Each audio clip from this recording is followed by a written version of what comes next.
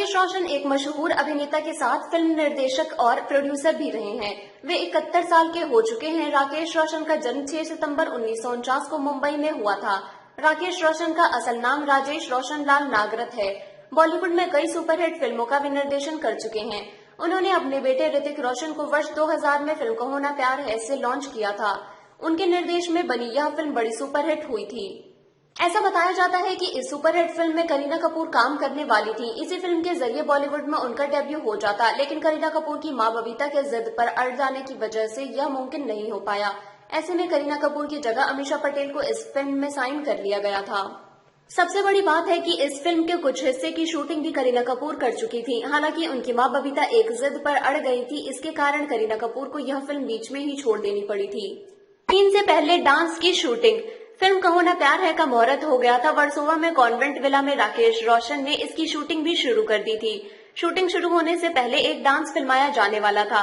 करीना कपूर की मां बबीता और उनकी बहन करिश्मा भी उन्हें प्रोत्साहित करने के लिए वहां पहुंची हुई थी। करीना कपूर को फिल्म के कोरियोग्राफर स्टेप्स बता रहे थे, क्योंकि यह पहला मौका था जब कैमरे को करीना कपूर फेस कर रही थी। किसी तरीके से पहले दिन की शूटिंग पूरी हुई। कुछ डांस स्टेप तब तक करीना के फाइनल हो गए थे। बबीता की डिमांड। करीना कपूर की मां बबीता ने अगले दिन फिल्म के निर्देशक राकेश रोशन को फोन किया। उन्होंने राकेश रोशन से कहा कि पहले दिन से ही करीना कपूर डांस को लेकर सहज नहीं महसूस कर रही हैं, इसलिए उन्हें गाने को छोड़कर शुरू में पहले एक्टिंग के दृश्य फिल्मा लेने चाहिए। राकेश रोशन बबीता की यह बात सुनकर बड़े ही अचंभित रह गए। उन्होंने पूरा सेट गाने की शूटिंग करने के लिए तैयार करवा लिया था। बबीता को उन्होंने यह समझाया कि करीना कपूर बहुत अच्छा काम कर रही हैं। डांस करने में भी उन्हें किसी तरह की कोई परेशानी नहीं हो रही है। इतना समझाने के बाद भी राकेश रोशन की बात का बबीता पर कोई असर नहीं हो रहा था। फिर दोनों के बीच बहस होने लगी। ऐसे में बबीता ने गुस्से में फोन पटक दिया। इससे पहले उन्होंने राकेश रोशन से कह दिया था कि गाने की जगह वे सबसे पहले फिल्म के दृश्य की शूटिंग करवा ले।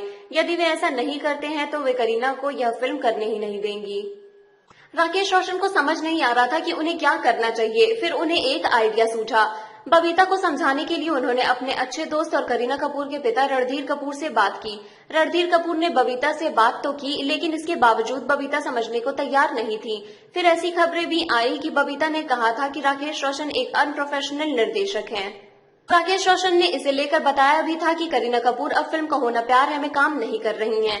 राकेश रोशन ने यह नहीं बताया था कि किस वजह से करीना कपूर इस फिल्म को आगे नहीं करने वाली हैं।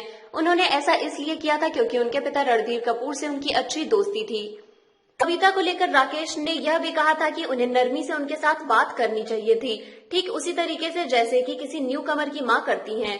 राकेश रोशन ने कहा कि वह तो अलग तरह की ही मांग कर रही थी। उनकी वजह से उनका बड़ा नुकसान भी हुआ। इसके बावजूद अपने दोस्त रणधीर कपूर को उन्होंने एक बार और सोचने का अवसर दिया था। फिर भी बबीता अपनी बात पर अड़ी रही थी।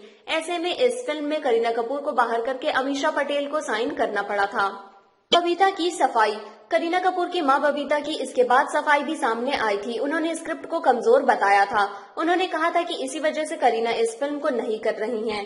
इसके बाद फिल्म निर्देशक जेपी दत्ता की फिल्म आखिरी मुगल के स्क्रिप्ट बबीता को काफी पसंद आ गई थी। इस फिल्म में काम करने के लिए उन्होंने करीना को साइन भी करवा दिया था।